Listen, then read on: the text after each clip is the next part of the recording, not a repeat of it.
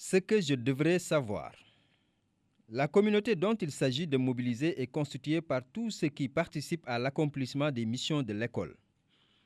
On l'appelle aussi communauté éducative et elle comprend les personnels de l'école, enseignants, personnel d'appoint, les parents d'élèves, les collectivités territoriales dont dépend l'école, ainsi que les acteurs institutionnels, les organisations communautaires de base, ASC, APE, AME. Chaque membre de cette communauté doit œuvrer pour un bon accomplissement des missions de l'école.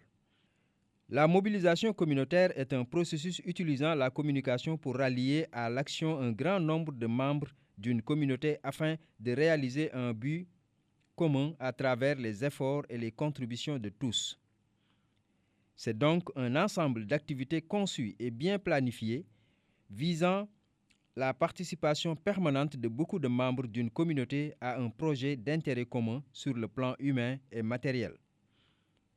La mobilisation communautaire n'est pas l'effort d'un moment précis, car pour porter ses fruits, elle doit être pérenne. Elle est bien différente de la campagne de sensibilisation ou de l'opération coup de poing, car celles-ci ne sont que des techniques ou des moments de la mobilisation communautaire. La mobilisation communautaire se fonde sur un objet, des ressources humaines, financières et matérielles, des interactions, une planification, un bénévolat. La coéducation. De nos jours, l'école ne peut plus être l'apanage des personnels d'éducation. L'œuvre éducative doit être réalisée par l'école en associant les parents aux actions entreprises par celle-ci. Cela permet alors la coopération entre parents d'élèves et professionnels de l'éducation. Cette collaboration est importante pour l'enfant, car elle reconnaît la place du parent dans l'établissement scolaire, en permettant et en encourageant ainsi leur implication non seulement auprès de leur enfant, mais également dans la vie collective de l'établissement. L'enfant est suivi dans son milieu familial et dans son milieu scolaire, tout en ayant un échange entre les deux milieux. L'école est la continuité de la famille et réciproquement.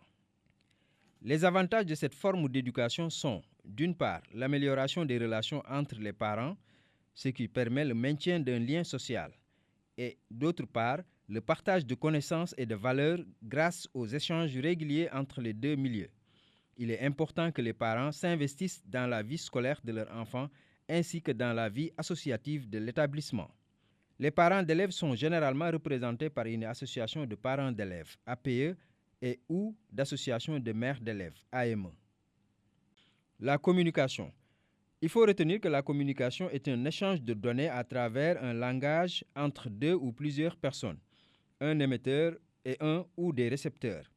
Dans une communication, le récepteur à un certain moment devient émetteur et l'émetteur le récepteur.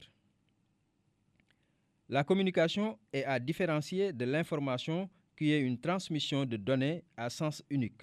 Il n'existe alors qu'un émetteur et un ou des récepteurs. La communication interpersonnelle. Verbale ou non verbale, la communication interpersonnelle est la communication qui se réalise entre deux individus.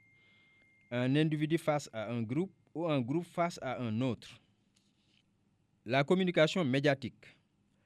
La communication médiatique est celle qui utilise un ensemble de supports médiatiques variés.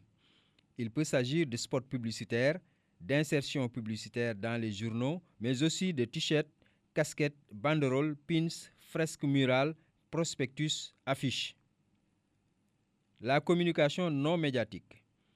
La communication non médiatique est celle qui développe uniquement la communication interpersonnelle en s'appuyant sur des techniques comme la causerie, l'entretien, le théâtre, le forum, le thé-débat, la kermesse, le porte-à-porte.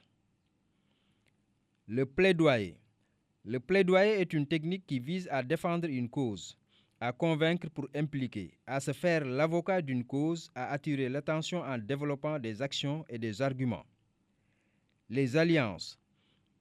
Une alliance, et plus précisément une alliance stratégique, est une mise en commun de compétences, moyens, ressources, par des partenaires sous la forme d'une coopération.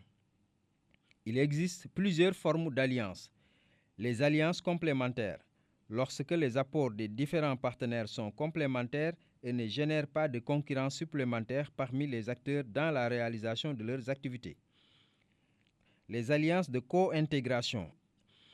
Mise en commun en amont des ressources pour amoindrir les charges de chaque partenaire dans la réalisation commune de l'activité.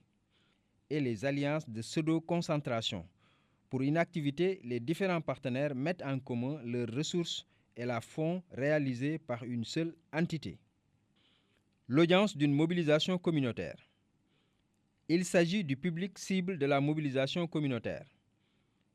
Sa segmentation ou discrimination fait apparaître 3 types d'audience ou de public cible. L'audience primaire.